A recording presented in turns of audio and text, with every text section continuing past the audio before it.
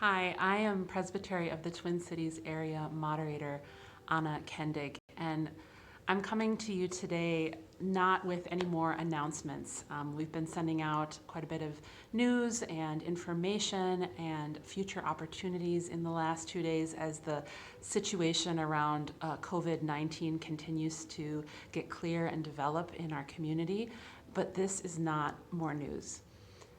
I just wanted to come with some personal reflection and a deep breath. And I'm here in this space, which happens to be the pediatric children's spiritual space in the hospital where I work. And I was really privileged to be able to actually be on the planning team that created this space a couple years ago. And what I love about it is that this is a space that is very gentle. And I chose it because I think that's something we all need right now. We need it as much as anyone else, as much as we need news and information and clarity and decisions that are going to protect all of us. We also need that self-compassion, that gentleness that is going to be so critical to ground us in the coming days and weeks.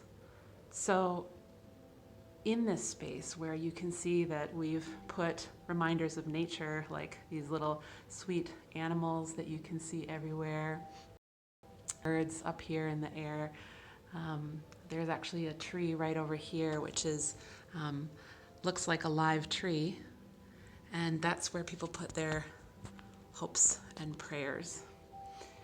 And this space is just a reminder that we have the capacity to choose what words we want to hold on to in this time. And one of the words I wanted to hold on to is this word of gentleness. But I think it's easy for us to hold on to different kinds of words. And so we can see that there's a shift in how people are relating in our public spaces, or that there's maybe even just fewer people in our public spaces. And we think that that is what fear looks like. And we see that people are buying rice and beans in the store, and we think that's what panic looks like. But what if instead the word that we held on to when we saw those things was the word love?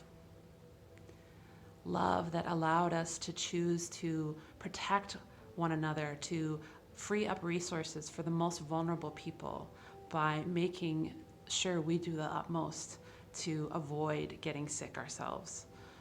Making sure that we choose love in the ways that we interact so that we aren't putting each other at risk. Making sure that even if we have to use our creativity in new ways to build community, that we're doing that instead of following business as usual and creating more issues as a result.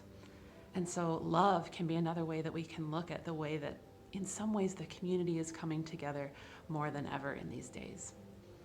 And so I hope that you, whether you see that or you see something else that you want to hold on to in these days that helps you ground yourself in something that gives you courage or that gives you strength as you move forward, I invite you to think of what that word is, even just right now.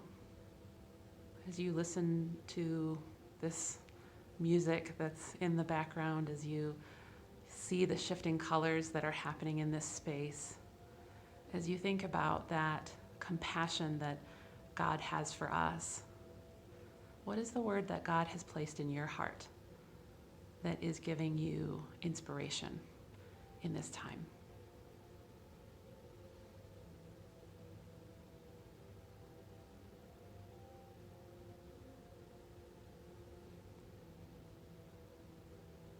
And as you continue to think of what that might be, what that word is that grounds you in your faith, in your trust, in the power of community to transcend even the new ways we're going to have to relate for a few weeks. I hope that that word can also help ground you in a reminder that we as a presbytery are still going to be here with you. And so we are going to be offering opportunities that have gone out by email for people to connect and ask questions and share practices and be creative together, be in some ways, be resistance, a joyful resistance to all the ways that this could demoralize us and cause us to get stuck in in hunkering down, but instead acknowledge those emotions and also transform them through our faith into ways that we move forward together. So in all of that, I invite you to be a partner with us as you can, and to know that no matter what, we are in prayer for you and with you in this time. May it be. Thank you.